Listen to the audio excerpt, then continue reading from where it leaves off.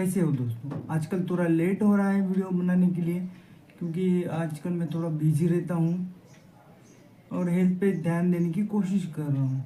और पेट का जो पानी था, मेरा फ्लूइड जो भर गया था, वो थोड़ा सा कम हो गया है और वो लगता है कि वो बेटर प्रोसेस में है और वो कम हो जाएगा। बीपी का जो प्रॉब्लम है वो अभी चालू है और उसके लिए मैं फिर से एक बार डॉक्टर के पास गया था, जो मेरा हार्ट का डॉक्टर है। और उनको मैंने बताया कि आपने जो टैबलेट्स दिए थे मैंने वो भी लिए और रेगुलर टैबलेट्स ले रहा हूँ, सॉल्ट कम कर दिया है, पानी भी कम कर दिया है, डायलिसिस रेगुलर कर दिया है, फिर भी बीपी कंट्रोल में नहीं आता है। तो उन्होंने कहा है कि थोड़े टाइम बाद हो जाएगा, आप रेगुलर सॉल्ट कम लीजिए, पानी कम पीजिए। और उन्होंने 2 टैबलेट्स दी हैं, जैसे कि एक टैबलेट है डायटोरटाइप, जो बॉडी में से जो फ्लूइड होता है एक्स्ट्रा वो निकालती है, और दूसरी जो है आर्काइड बोल के एक टैबलेट है जो 3 टाइम लेना है, 0.1 mg की है। तो मैंने तो वो शुरू की नहीं है अब तक, 1 तारीख से करूँगा। अभी फ़िलहाल बीपी थोड़ा सा कंट्रोल में है और बीपी का बहुत बड़ा प्रॉब्लम हो गया था। एक दिन डायलिसिस में 260 बीपी हो गया था। कितना हो गया था? 260। डायलिसिस में एक दिन बीपी इतना बढ़ गया था कि 260 हो गया था। डायलिसिस करवाना बहुत ज़्यादा हार्ड काम है, बहुत ज़्यादा, इतना हार्ड काम है। वीक में 3 बार करवाना पड़ता है डायलिसिस। ये इजी काम नहीं है, वीक में 3 बार करवाना पड़ता है। आपको लगता होगा कि किडनी का काम क्या ही है। किडनी का काम बहुत कुछ है, बहुत कुछ है। पूरी हेल्थ हिल गई है मेरी तो किडनी की वजह से। एक ही किडनी चाहिए, वो भी 25% काम करने वाली बस, तो बॉडी मेंटेन हो सकती है। अगर मेरी किडनी सिर्फ 10% कम काम करती है, 15% ही काम करती है, तो मेरा सब कुछ ख़त्म हो गया है।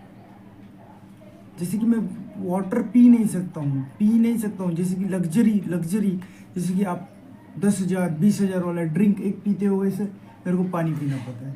वाटर का ये बड़ा सबसे प्रॉब्लम है किडनी में, पानी ही नहीं पी सकते हो। पानी तो ज़रूरी है, बहुत ज़्यादा ज़रूरी है।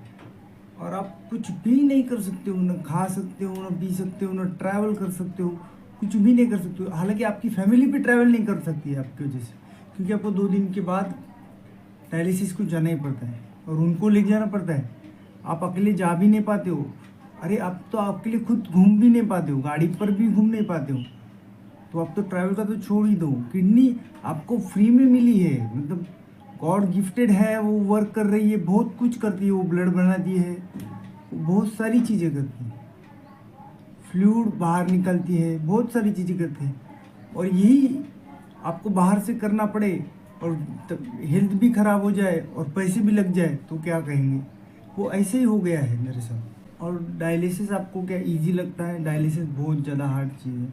सबसे पहले आपको कैनुला बनवाना पड़ता है, जो डायरेक्ट नली में बैठता है। डायरेक्ट नली डाल के गले में से कैनुला बनाते हैं, वहाँ से ब्लड आता है। यहाँ पर एक बनाते हैं, वो तो डायरेक्ट हार्ट में रहता है। फिर यहाँ पे बनाते हैं फिस्टुला, ये तो परमानेंट रहता है।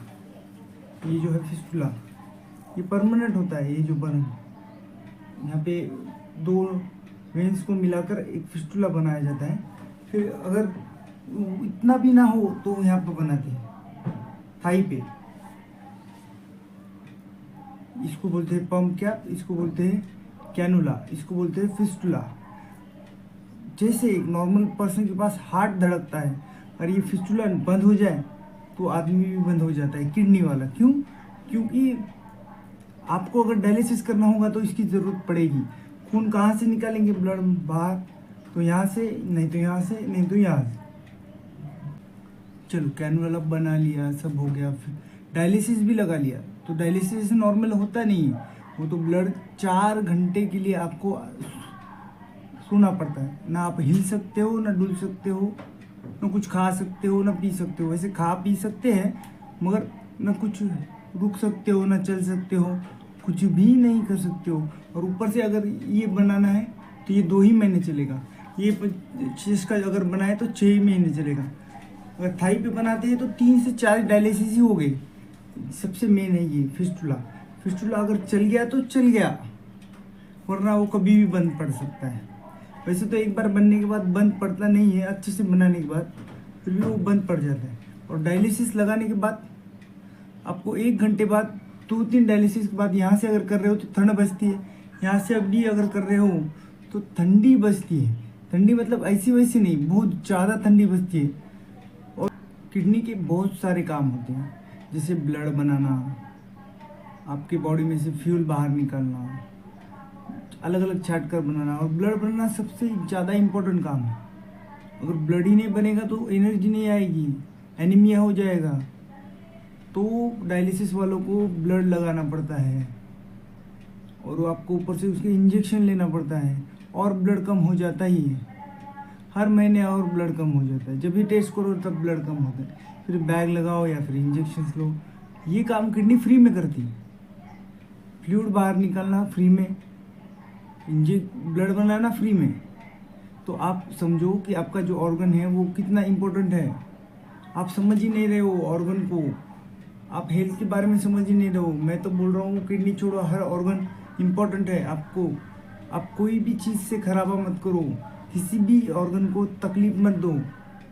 आप बहुत अच्छे से हेल्दी लाइफस्टाइल अप्लाई कर लो, क्योंकि एक बार अगर ख़राब हो जाएगा ना, सब भी खराब हो जाएगा, सब चीज़ें खराब हो जाएंगी। मैं तो बोल रहा हूँ करियर ख़त्म हो जाएगा, सब चीज़ें ख़त्म हो जाएंगी। ना आप ट्रैवल कर पाओगे, ना जॉब कर पाओगे, ना कुछ ही कर पाओगे, ना एनर्जी लेवल रहेगा। तो इसलिए बोल रहा हूँ कि हेल्थ पे बहुत ज़्यादा फोकस करो, ध्यान दो। अब डायलिसिस करने से पूरा कलर आपके बॉडी का डल हो गया है, काला काला हो गया है। देखते हैं पेट में पानी भर गया है। अभी वो पेट के डॉक्टर के पास जाना है अगली बारी, फिर वो बताएंगे कि ट्रांसप्लांट कर पाएंगे या नहीं कर पाएंगे। तो अगर वो बोले कि यस कर पाएंगे तो फिर प्रोसेस होगा आगे। देखो अपडेट करते रहूँगा मैं आगे।